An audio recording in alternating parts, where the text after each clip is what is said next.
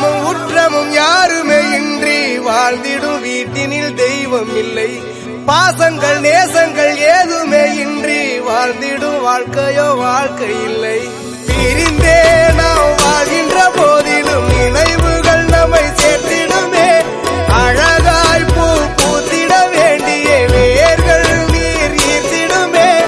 இன்னொரு ஜென்மம் அது கிடைத்தாலும் கூட இதுபோல் ஒரு சொந்தம் கிடைத்திட நாம் சுற்றமும் உற்றமும் யாருமே இன்றி வாழ்ந்திடும் வீட்டினில் தெய்வம் இல்லை.